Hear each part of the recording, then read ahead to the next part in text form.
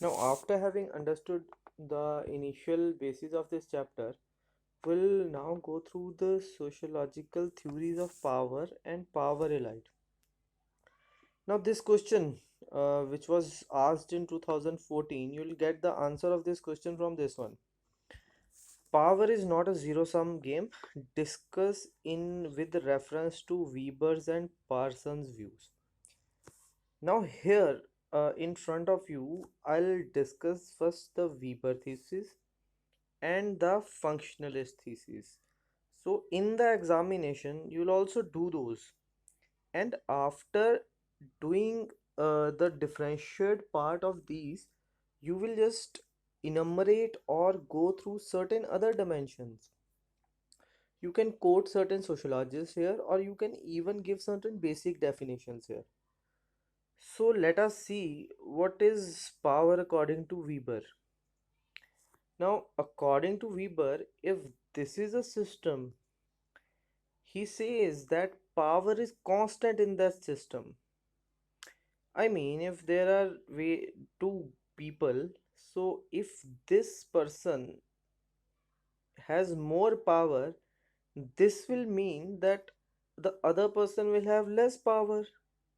Or you can extend this dimension to a group of people. So if one group of people exercises more power, then it will be exercised by other group in a lesser manner. He also gave three bases of power. He says that charismatic power, it is linked with the personality of a person.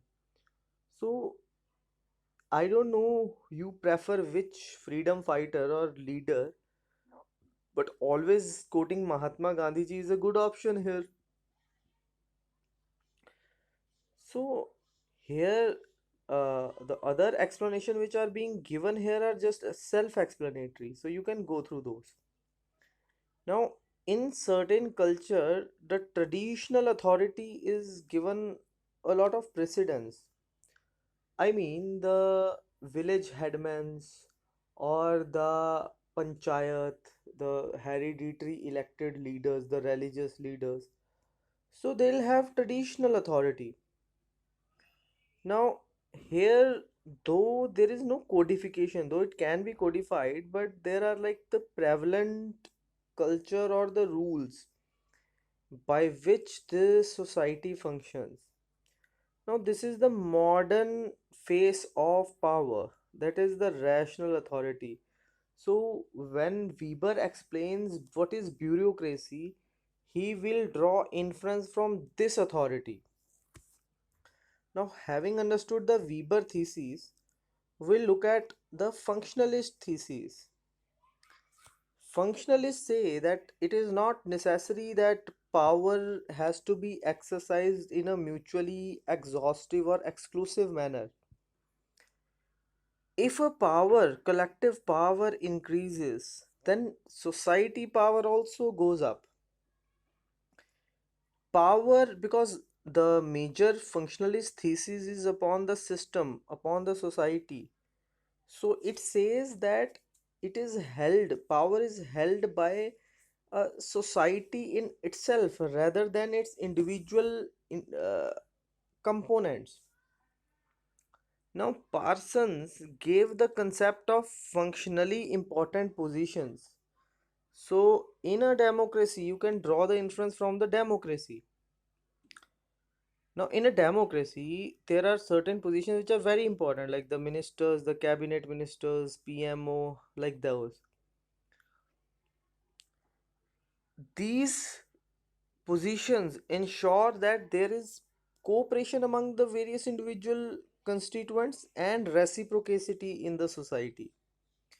This in effect is important for the maintenance of society. It is not about power is not to be confused with social coercion or domination of one group over the other. Instead, it is a basis of coordination in the society. In effect, this is true only. I mean, if you know that nobody is going to monitor the traffic, you'll drive rush. I have seen this happen in the place where I live.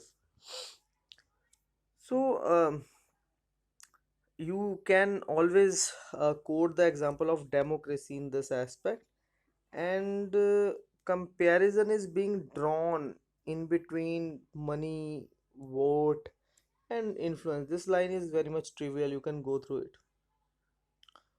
Now, Parson believes that the system or the whole society exercises power, and it is not with the political or the single individual political powerful elite.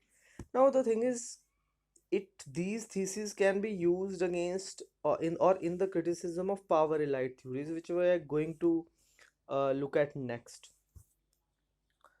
So this is with respect to what you will write in this answer, but you will also quote additional stuff.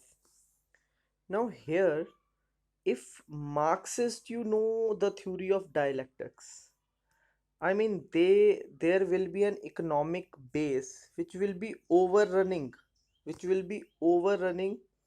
the other systems in operation in the society. So power will be used as the basis to rule over the people, and the more effect of haves or the people who in effect possess or are in control of the modes of production, they will be the one who will be exercising such power. And now if you look at the elite theories, these will be more based upon specific individual or very specific individual groups. And you will also read about G. Mosca theory, Wilfred Pareto, and C.W. Mills. See, answer to this question, you will just take their names. You won't explain what they said. Now, in contrast to elite theories, there are pluralistic theories. Like elite will be say that there will be elite rule, specific power held by specific groups. But pluralistic elite theorists are more of in the direction of distributive power. And leading among are Karl Mannheim, Schumpeter, Anthony Downs, and Robert Dahl. Now, you can take the example of this individual, Tim G. So he says about counter power. Now, why I have included it? Because this is one of the recent event. So this guy is really important, and he says that it is not always that power is just processed by the persons who are like the ruling or the one who seem to be powerful. It is also possessed by the people who will look as oppressed. And the epitome of this is manifested during the social movements and different protests which happen around. Now, after looking at those, these pictures will make you see things more clearly. Like Tim G counter power, so you can go through this picture. And then Marxist, this is the what I have shown you. In the base you have relations of production and means of production. Now means of production include factories and all those things, and these will be owned by the elites, है ना?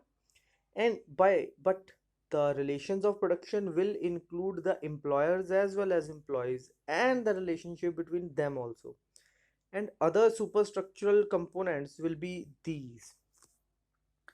Now if you look at it closely, now you can also take the name of these two gentlemen, Gene Shart and French and Raver. Now, Gene Shart. So, Gene, you will see that whenever I'm talking about power, most of the people have thought it as something which is exercised by a higher up, right? But here, Gene Shart says that it does not only depend upon the people who are above in the power structure, but also it depends upon who will be able to obey that power, right? And you can see why I have quoted this example, because the Arab Spring, that was a recent occurrence. So it drew heavily from this, uh, that if the subjects do not accept the power, then they won't be ruled by, or they won't be misguided. So now,